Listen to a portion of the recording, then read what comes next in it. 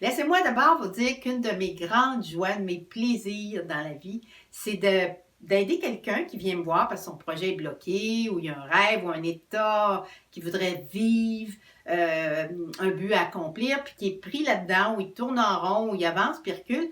Puis, à partir d'où il est ou d'où elle est, en prenant ce qui est là maintenant, on découvre une petite porte dans ces obstacles, dans ces impasses ou ces conflits, puis cette petite porte-là débouche sur des possibilités qu'on n'aurait pas pu imaginer. J'appelle ça des possibilités inespérées, parce qu'on n'aurait pas pu les imaginer, ni moi, ni la personne, ou même les désirer. Alors, il y a tout un univers qui se cache, qui puis une petite porte, justement là, dans nos obstacles et nos conflits et nos impasses. Puis il y a tout un univers qu'on peut découvrir à partir de là, si on a les bonnes clés pour ouvrir la porte. Alors, la deuxième chose qui nous empêche justement d'avoir cette clé-là, puis d'ouvrir cette porte-là, c'est qu'on rejette ou on juge notre expérience et notre réalité présente. On juge d'être où on est, de vivre ce qu'on vit, de rencontrer ce qu'on rencontre, de ne pas arriver à telle chose, de ne pas être plus ci, ou d'être trop ça, ou moins, ou plus. Alors, on n'accepte pas notre réalité et notre expérience présente.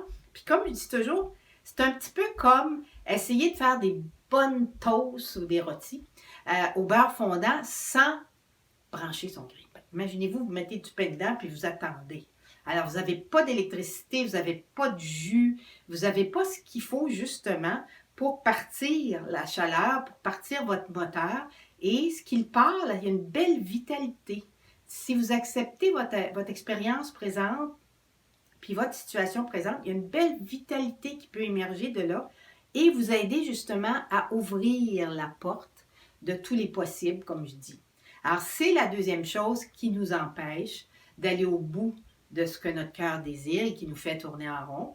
Comme exactement, je repense à cette femme-là qui voulait perdre du poids et puis elle se rejetait tellement ou elle était tellement dans un il faut qu'elle faisait son régime ou elle mangeait bien pendant quelques jours. Puis d'un coup, le fuck you arrivait, ça n'avait pas le résultat assez vite ou ça ne marchait pas comme elle voulait. Puis elle faisait fuck you, elle se bourrait de chips ou de bière ou de n'importe quoi.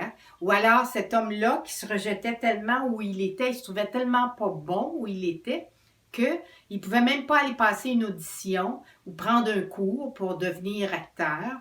Ou alors une autre femme qui a un métier justement public et puis qui se mettait tellement de pression que finalement, elle n'avait plus le goût de le faire. Elle avait perdu toute sa joie, elle ne goûtait pas à ce qu'elle faisait, elle n'avait pas de bonheur, c'était trop de tension, trop de pression, elle saillissait trop. Alors, à chaque fois qu'on n'accepte pas la réalité présente telle qu'elle est, puis on n'est pas capable de s'accepter. S'accepter, ça ne veut pas dire qu'on se résigne ou qu'on ne veut pas continuer à aller plus loin. Ça veut juste dire qu'on n'est pas en réaction contre, on n'est pas en train de juger, rejeter, condamner où on est, qui on est présentement, puis ce qu'on vit présentement. Alors, c'est la deuxième clé importante pour ouvrir la porte de tous les possibles, c'est d'accepter la réalité présente, puis notre expérience telle qu'elle est, sans juger, sans se rejeter. Puis à partir de là, exactement comme en improvisation, il vient des inspirations, de la vitalité, des élans, des mouvements qui nous font faire des pas vers ce qui nous tient à cœur.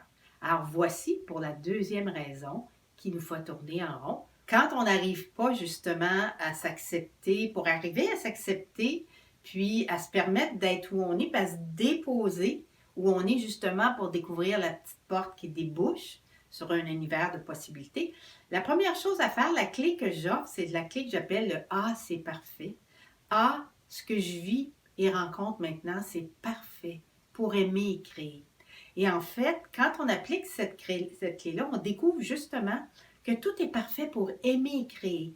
En général, quand on n'arrive pas à découvrir du bon, des possibilités dans ce qu'on vit présentement, c'est parce qu'on n'est pas occupé. Nos intentions, ce n'est pas nécessairement de juste aimer ce qu'on est, aimer où on est, aimer la vie, aimer quoi que ce soit, laisser l'amour circuler. Puis créer du bon à partir de là, c'est qu'on est occupé à se prouver, vouloir être ailleurs, contrôler. Alors, tout est parfait pour aimer et créer, on a toujours la possibilité d'aimer quelque chose de soi, d'aimer quelque chose de la vie à partir de ce qu'on rencontre et la possibilité de laisser émerger quelque chose de nouveau qui est bon puis qui nous rapproche. Alors, ce que je vous suggère à ce moment-là, c'est de juste faire ah, il y a comme un ah où vous vous déposez, puis vous dites juste c'est parfait pour aimer et créer. Ce que je vis maintenant, ce que je rencontre, c'est parfait pour aimer et créer. Puis enfin, ça va vous permettre de vous déposer d'abord dans votre corps, parce que comme je vous ai dit, notre génie créateur et amoureux, il est dans notre corps. Alors quand on dit ah, c'est parfait pour aimer et créer, puis qu'on se dépose, ça nous fait descendre de la tête qui force, qui pousse, qui juge, qui veut être ailleurs que où on est. Et ça nous dépose justement dans notre ventre, dans notre cœur, là d'où peut venir plus de vitalité, d'inspiration, d'élan créateur.